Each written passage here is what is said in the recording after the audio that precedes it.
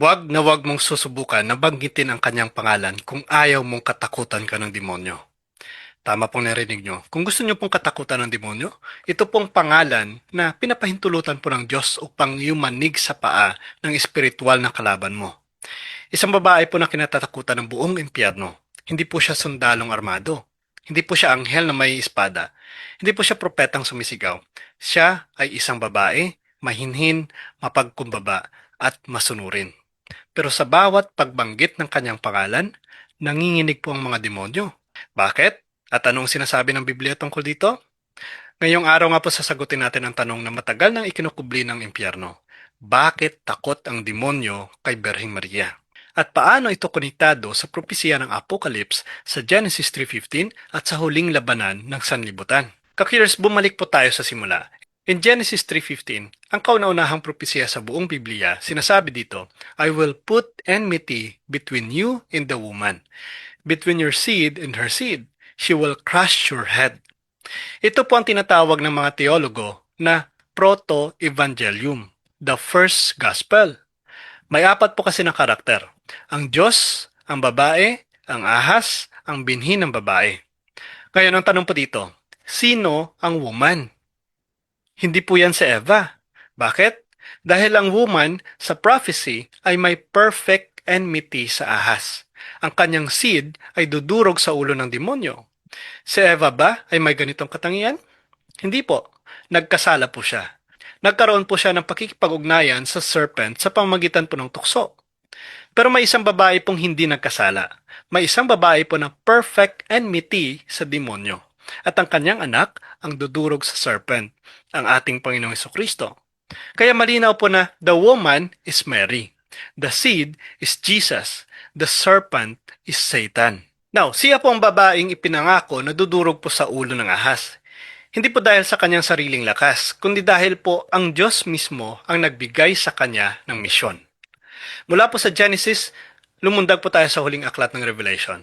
At dito nga po nating mababasa ang pinakadetalye po ng propesiya.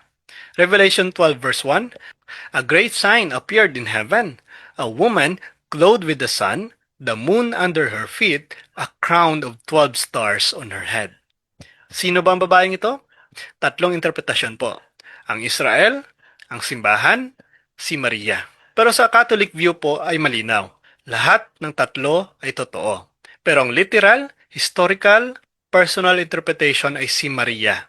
Bakit? Una, because she bore a male child who will rule the nations with an iron rod. At wala na pong iba ang ating Panginoong Kristo. Pangalawa po, the dragon stood ready to devour the child. Now, Satan's attempt to destroy Jesus at his birth. Kaya tumutukoy din po dito. Pangatlo po, the woman fled to the wilderness where God perfected her. Now, ang symbol of Mary in the church preserved from total destruction. At sino pong dragon dito? In Revelation 12:9, the ancient serpent called the devil or Satan. Kaya malinaw po, ang huling digmaan ng Apocalypse ay hindi po lang sa pagitan po ni Jesus at ni Satan. Ito po ay babae laban sa dragon. That is Mary versus Satan. At galit na galit po ang dragon dito. Bakit? Because in Revelation chapter 12 verse 17, then the dragon was enraged at the woman. Nawiwindang po ang demonyo sa babaeng ito. Hindi po siya nagsasalita, hindi siya lumalaban, hindi siya nag-iinsulto, pero kinatatakutan po siya ng hell mismo. Bakit? Dahil malinaw po ang turo ng mga santo at exorcist. Ang tunay na rason kung bakit takot ang demonyo kay Maria ay ito. Ang pagmamataas ni Satan ay tinalo ng kababaang loob ni Maria. Ang demonyo po ay nahulog dahil sa pride. Sabi niya, I will not serve. Si Maria naman po ay itinaas dahil sa humility. Sabi niya, behold, the handmaid of the Lord. Ang demonyo po ay naghihimagsik laban sa Diyos. Si Maria ay nagpasakop sa Diyos. Kaya tuwing binabanggit po ang pangalan ni Maria, naririnig po ng demonyo ang sarili niyang pagkatalo. Si Mary ang antithesis ng lahat ng demonyong katangian. Kung ang demonyo po ay rebellion, si Maria po ay obedience. Kung ang demonyo po ay hatred, si Maria ay perfect love.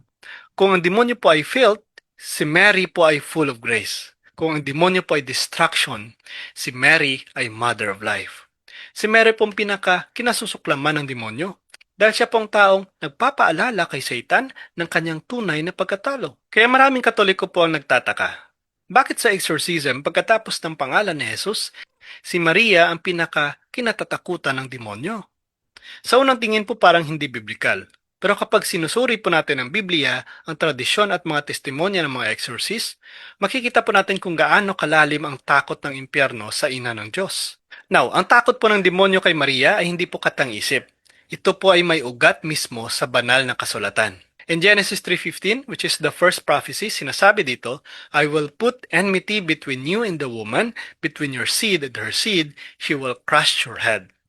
May 3 key points po tayo dito. Enmity, which is perfect, total opposition po yan. Ang enmity ay hindi po simpleng away. Ito po ay complete spiritual war. Ginawang mismong Diyos ang nagtatag. Pangalawa po, the woman. Ang babae po sa Genesis ay hindi po si Eva dahil nagkasala po si Eva. Hindi si Eva ang nagduwal sa Messiah. The woman na ito ay si Maria, which is proven by John chapter 2 verse 4. Jesus calls Mary woman. John 19:26, Jesus again calls her woman at the cross. In Revelation 12 verse 1 sinasabi, a woman clothed with the sun. So maliwanag po na tumutukoy ito sa ating mahal na Inang Maria.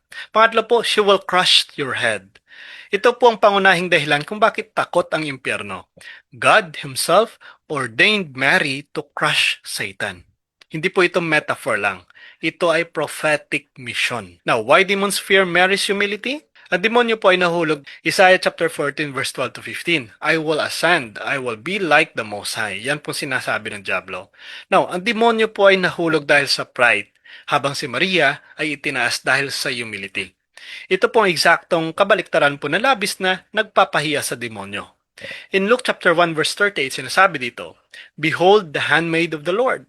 In Luke 1:48, sinasabi din, He has looked upon the humility of His servant. Her humility humiliates the proud spirit of Satan.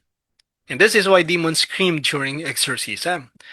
Madalas na sinasabi nila, stop saying her name. Because every Mary reminds them of their eternal defeat. Isa po sa pinakatanyag na exorcist ay si Father Gabriel Amor, na nagministeryo po sa mahigit sa 100,000 exorcism. Ayon nga po kay Father Amor, the demons fear Mary more than any creature. Bakit? Dahil una, because Jesus gave her authority. Kung ang anak ay hari, ang ina ay reyna. In 1 Kings chapter 2 verse 19, the Queen Mother seated at the king's right hand sa kaharian ng Israel. Ang tinutukoy po dito na Queen Mother na si Gebera ay may karapatan po na lumapit sa hari at magdala po ng mga kahilingan ng bayan. Ganito rin po ang kaharian ng Diyos. Jesus is the King, Mary is the Queen Mother. At ito pong katotohanan, the demons know hierarchy. Alam po nila ang rank na mga kinatatakutan nila sa langit. Pangalawa po, because Mary crushes their head in Genesis 3:15, hindi po nila kayang tanggihan ang prophecy na ito. Pangatlo, because Mary's intercession is unstoppable. Sabi nga po ng mga demonyo mismo, her prayers snatch souls from us. Pangapat po, because Mary humiliates them. Ito po ang paliwanag ni Father Amort. They know Jesus is God, but Mary is one of them, a creature only. So being defeated by a creature is the greatest humiliation. And so during one exorcism, sumigaw pong Diablo, stop saying her name. She burns us more than Jesus. Nakakagulat? Tama nga po. Imposible? Hindi po. How can Mary burns demons? Hindi po dahil mas makapangyarihan siya kaysa kay Jesus. Hindi po. Pero dahil po ang kababaang loob niya ay apoy na hindi nila kayang tiisin. In James chapter 4 verse 7 sabi nga, resist the devil and he will flee from you. Si Maria po ang perpektong ehemplo ng resistance to devil. At dahil nasa kanya pong lahat ng virtues, nakabaliktaran po ng satanic nature, humiliating against pride, purity against filth, obedience against rebellion, love against hatred, perpekto po niyang sinusunog ang mga demonyo. Hindi po dahil sa kapangyarihan niya, kundi dahil sa biyayang ipinagkaloob sa kanya ng Diyos. Kaya marami po katolikong mystics, saints at visionary ang nagbigay po ng malinaw na prophetic message. Sa huling panahon, si Maria ang magiging pangunahing sandata ng Diyos laban kay Satanas. Hindi po ito new doctrine. Ito po ay continuation ng Genesis 3:15 at Revelation chapter 12. Now, in Revelation chapter 12 verse 1, sinasabi, a woman clothed with the sun. In Revelation chapter 12 verse 4, the dragon stood ready to devour the child. Now, in 17, sinasabi dito, The dragon was enraged at the woman. Hindi lang po galit, enraged. Bakit? Dahil alam niya, she is the instrument of God will use to crush him. Liwanag po yan. Now, sa mga propesya nga po ng mga santo, una na po dito nagpapatunay si Saint Louis de Montfort. Sabi niya, Mary will shine forth in the last times to stamp out the pride of Satan. Ito po ay direct fulfillment sa Genesis 3:15. Pangalawa po si Saint Maximilian Kolbe. Sabi niya, she is the one who will conquer Satan. Hindi po yan might conquer. Hindi possible conquer. Kundi sinasabi dito, will conquer. Paliwanag po yan. Pangatlo po ang sabi ni Blessed Anne Catherine Emmerich, the greatest battles will be fought through Mary. Sabi ng visionary ng Our Lady of Fatima, the final battle between the Lord and the kingdom of Satan will be about marriage and family. At tandaan po natin ito, si Mary ang nagbigay po ng pinakadakilang pamilya. Jesus, Mary, and Joseph. Symbolically, si Mary po ang mother of all the living in John 19:27. Kaya natural po na siya rin ang magiging protector ng families in the last days. Panglima po, ang Our Lady of Fatima. Sinabi dito, in the end, my immaculate heart will triumph. Ito po ay prophetic declaration. Hindi po ito poetic statement. Sino po mawawasak? The serpent, the dragon, the beast, Satan himself. At paano po? Hindi po sa armas, hindi po sa politika, hindi po sa pag-aalsa, kundi sa pamamagitan ng isang babae, mapagkumaba, masunurin, at punong-puno po ng grasya. That is why Satan takot na takot kapag binabanggit ang pangalan ni Maria. Now, why demons fear Mary? Hindi lang po noon, hindi lang po sa panahon ng exorcism, hindi lang po sa apocalypse. Ngayon po mismong araw na ito sa bahay mo, sa pamilya mo, sa isip mo, sa kaluluwang nakikipaglaban, natatakot pong demonyo kay Maria. Now, narito pong detalyadong dahilan. Una, wherever Mary is, Jesus is. Hindi mo po pwedeng paghiwalayin ang ina at ang anak. In Luke chapter 1 verse 43, sinasabi dito, the mother of my Lord. Hindi po sinasabing mother of Jesus. Sinabi pong Lord, Kyrios, Diyos, Hari, Misaya. Kaya kung saan pumupunta si Maria, dala niya ang presensya ng Diyos. And hell cannot stand it. Pangalawa po, Mary crushes temptation. Sa mga exorcism po madalas sabihin ng demonyo, when she looks at us, we cannot attack the soul. Why? Dahil ang panalangin po ni Maria ay shield of purity. Sabi nga po no, in Songs of Songs, chapter 6 verse 10, fear as the moon, bright as the sun, tremble as an army in battle array. Now, ito pong dahilan kung bakit ginagamit ito ng mga teologo sa paglalarawan po kay Maria. Tremble as an army in battle array. Hindi po dahil sa ganda niya, kundi dahil po sa kapangyarihan ng kanyang kalinisan. Pangatlo po, her intercession humiliates Satan. Ganito po ang logic.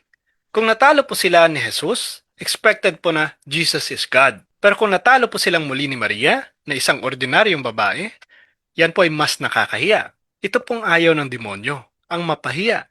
In Luke chapter 1 verse 52, sinasabi dito, He has cast down the mighty from their thrones and has lifted up the lowly. Maliwanag po yan. Pangapat po, Mary protects her children. Kung ikaw po ay deboto ni Maria, lalo na kung nagdarasal ka ng rosaryo, hindi po makakadikit ang demonyo sa iyo. Ayon nga po kay Father Ripperger, possession never happens to a soul who has a strong devotion to Our Lady. Bakit? Because Mary guards her children like a lioness. John chapter 19 verse 27 sinasabi dito, Behold your mother. Hindi lang po ito spiritual poetry. Ito po ay legal declaration. Isa kang anak niya at bilang ina, kanyang tungkulin ang protektahan ka. Panglima po, Mary is the greatest threat to hell. Kung ang rosaryo ay chain na nagbibihag sa demonyo, ibig sabihin po, kapag nagrosaryo ka, lumalaban ka. At sa bawat Hail Mary, may umaatras ng demonyo. Sabi pa nga po ng isang demonyo sa exorcism, every Hail Mary is like a hammer blow to our skulls. Imagine niyo po yun? Isang simpleng panalangin pero nakakawasak ng impyerno. Ito pong dahilan kung bakit diretsong sinasabi po ng mga exorcist na if you want to win spiritual battles, go to Mary. Because the devil hates Mary, but fears her even more. Ka-curious, hindi po aksidente na pinapanood mo ito ngayon. Sa panahon po ng matinding kaguluhan, sa panahon po ng kalungkutan at tukso, sa panahon po ng paglaganap ng kasalanan, tinatawag ka po ng Diyos. At ang panawagan po niya ay malinaw. Be a child of Mary. Be a warrior of her army. Be a carrier of light in the dark world. At paano po magsimula? Kaya ka-curious, kung hindi mo gustong talunin ng demonyo ang buhay mo, ang pamilya mo, ang isip mo, lumapit ka kay Maria. Dahil kapag kasama mo siya, kasama mo si Jesus. Sabi nga in John 19:27, "Behold your mother." Hindi lang po ito para kay John. Ito po ay para sa buong simbahan, para sa iyo mismo. Kaya kung sang-ayon ka sa video na ito, i-comment nyo po. Kapag kasama mo si Maria, walang demonyo ang makakatabi sa iyo. Please like and share at supportahan po natin ang ating YouTube channel. Ang link po ay nasa description.